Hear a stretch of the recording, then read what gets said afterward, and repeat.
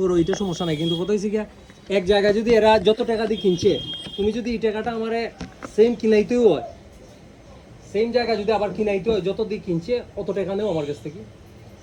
কথা বুঝছেন না? আপনার কাছ থেকে ধরুন কিনছে ৮০,০০০ টাকা দিয়ে, তাহলে আমার কাছ থেকে যদি জরিমানা নিতে হয় ৮০,০০০ টাকা নেও। কথা ঠিক না নাকি? দা বুঝছেন না? বুঝতাম না কে লিখি। মনোরঞ্জনের কাছ থেকে কত টাকা দিয়ে জায়গা কিনছে? আপনি যদি মনে করেন বলে এই চাটা লয়ে এলোগুলো লাগছে না, তা আমরা তো জানি না। আমরা এই জায়গাটা লইয়া আমরা ২-৪ বার মনে গেঞ্জা বলছি, গেঞ্জা পাওয়ার পরে আমরা এই জায়গাটা আই না। কার মাথা কেটা ভাবছে? জায়গা জমি তো আসলে গেঞ্জামের ব্যাপার না, এটা কাগজের ব্যাপার। মনে করেন এমন শক্ত মানুষের দল করে রাখছে, আমরা একটা মাছ নিয়ে খাইবার অধিকার আছে, আমরা খাইছি না। আমরা ওই তো আমার বাড়ি ওইটার পাশে দখল তো এই যে আপনারা তো পিছে আপনারা জমি করতেছে না, জমি তো আপনারা লুটেই করতেছে, তাইলে মিস্টার না যে মাছ আছে না। আচ্ছা কিনছে কত দিয়ে এটা কোন? আমি আমার বাসাতে মনে ৮০,০০০। ৮০,০০০ দিয়ে আর লেখাইছে ২ লাখ। পরে আমারে এরা চত্বর মেয়ে আর বেগালতে করছে আমার দাদা চাইন দিবা লাগি, আমার দাদা রান্নি তোমার তালাক দিয়ে যায় ওই আমরা আইছি।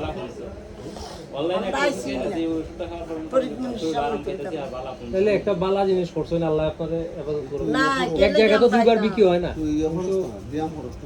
ব্যায়াম তো সকাল উঠতে যায় যে দামি মালা এটা তো একবার তিনবার আমার নামে রেজিস্ট্রি না দিলে, আমার নামে আমি কোনো কাগজপত্র না দিব, আমার লগা আমার দুধ নাই, আমার লগা আমার দুধ নাই। আপনার আমি জানি দেবাইছি, আমি দিচ্ছি, কিন্তু আমি নাম লাগাই আমরা সাইড দিবেন আমার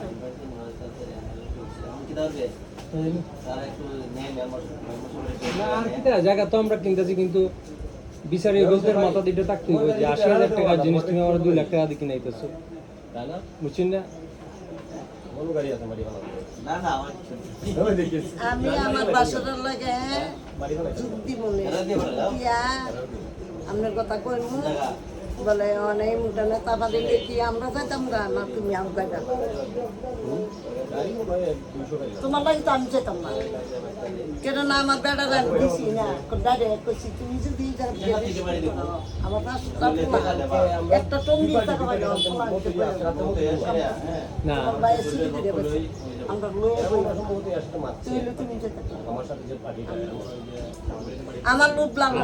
আপনার তো উচিত ছিল যদি আপনার জায়গা তাইকে থাকে, আমার জায়গার ভিতরে যদি থাকে কোয়াটা উচিত ছিল আমার আগে। কেন আমরা চিনি আমার চিনে আমার জমি তোর প্রতীক ফেলাই না, যে করতেছে তারই তো কইলে পারে। এটা তো জানি না যে জায়গাটা নি তোমরা যে করতেছে আমার কথা বুঝো, আমি আর বিয়ে হচ্ছে মনে ৪০ বছর হয়ে গেছে গা বেশি ইবো। এই যে জায়গাটা আমরা অনেক খেত করি এটা তো তোমার বাবার তোলা আছে, এই জায়গাটা তুমি বিশ্বাস